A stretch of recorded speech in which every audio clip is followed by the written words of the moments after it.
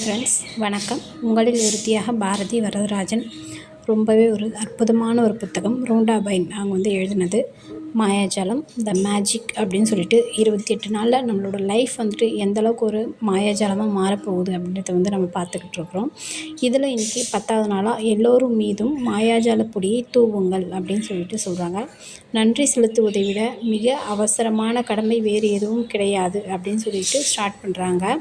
எப்படின்னா நம்ம எதை கொடுக்குறோமோ அது நமக்கு கண்டிப்பாக அபரிமிதமாக 10 மடங்கு நம்ம நோக்கி திரும்ப கிடைக்கும் அப்படின்னு சொல்கிறாங்க. யாராக இருந்தாலும் அவங்க மேலே நம்ம அன்போடு நம்ம அந்த கிராட்டிடியூடோடு இருக்கும்போது கண்டிப்பாக அவங்களும் நம்ம மேலே அந்த ஒரு இதோடு தான் இருப்பாங்க அப்படின்னு சொல்லிட்டு சொல்கிறாங்க.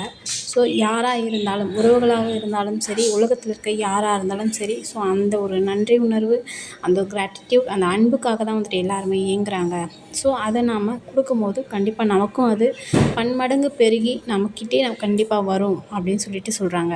அதோடு சேர்த்து நம்ம என்ன பண்ண போகிறோம்னு பார்த்திங்கன்னா, இன்றைக்கி அந்த நன்றி அப்படின்னு சொல்கிறதோடு சேர்த்து அவங்க மேலே அந்த மாயாஜால பொடியை நம்ம தூவ போகிறோம். கண்ணை மூடி ஒரு நிமிஷம் அவங்களுக்காக நாம் அந்த ஒரு அழகாக கலராக இருக்கக்கூடிய மினுமினு இருக்கக்கூடிய அந்த மாயாஜால பொடியை நம்மளோட அந்த அஸ்யூம் பண்ணி அழகாக அவங்க மேலே தூவ போகிறோம். ஸோ இது மாதிரி தூவும்போது அந்த கிராட்டிடியூட் நமக்கும் சேரப்போகுது.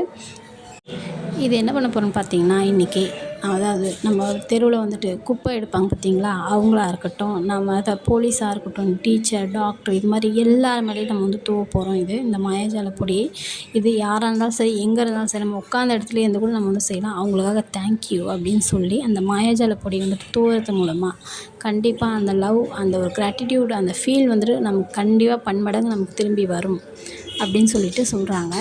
அதாவது அன்பாக இருங்கள், ஏனெனில் நீங்கள் எதிர்கொள்ளும் ஒவ்வொரு நபரும் ஒரு கடினமான போராட்டத்தை சந்தித்து கொண்டிருக்கின்றனர் அப்படின்னு சொல்லிட்டு சொல்கிறாங்க. இது உங்களுக்கே தெரியும். ஏன்னா எல்லாருக்குமே கண்டிப்பாக ஏதோ ஒரு ப்ராப்ளம் கண்டிப்பாக இருந்துக்கிட்டே இருக்கும். ஸோ அந்த லவ்வோடு நம்ம இருக்கும்போது கண்டிப்பாக அந்த அன்பு அவங்கள எல்லாத்தையுமே ஃபேஸ் பண்ண வைக்கும். இது நமக்கு யாரோ ஒருத்தர் கொடுக்கும்போது நமக்கும் அதே ஃபீல் தான் கண்டிப்பாக இருக்கும். ஓகே ஃப்ரெண்ட்ஸ், இன்றைக்கி ஒரு 10 பேருக்கு நம்ம கிராட்டிடியூட் எழுத போகிறோம். யாருக்கு எழுத போகிறோன்றதை பார்க்கலாம். அதாவது அதுதான், நம்ம துப்புரவு தொழிலாளர் இருக்காங்க பார்த்திங்களா, அவங்களுக்காக எழுத போகிறோம். நமக்காக வேலை செய்கிறாங்க இல்லையா, யோசிச்சு பாருங்கள். சம்பளம் வாங்கட்டும், இருந்தாலும் நமக்காக அவங்க அதை நம்ம போடுற அந்த மொத்த குப்பையும் பொறுக்கி க்ளீன் பண்ணி அவங்களுக்காக. அதே மாதிரி போலீஸ் யோசிச்சு பாருங்கள். அவங்களுக்கு அந்த லீவுன்றதே இருக்கவே இருக்காது. எவ்வளவோ அவங்களுக்காக கொடுக்கலாம் கவர்மெண்ட், இருந்தாலும் அந்த லீவ் கிடையாது. ஸோ அவங்களுக்காக டாக்டர்ஸ், இது மாதிரி ஒரு 10 பேருக்காக நம்ம நன்றி உணர்வு எழுத போகிறோம். இந்த நன்றி உணர்வு எழுதும்போது நம்மளோட இடது கையில் நம்மளோட மேஜிக் ராக்கை வச்சுக்கிட்டு வலது கையில் எழுத போகிறோம். நைட் படுக்கும்போது அந்த ராக் கிட்ட நம்ம தேங்க்யூ சொல்லிட்டு நம்ம போய் படுக்க போகிறோம். Okay friends, thank you, thanks a lot. உங்களோட ஃபீட்பேக்கை கமெண்ட்டில் சொல்லுங்கள். அதுக்கப்புறம் ஷேர் பண்ணுங்கள், லைக் பண்ணுங்கள், சப்ஸ்கிரைப் பண்ணுங்கள். தேங்க்யூ.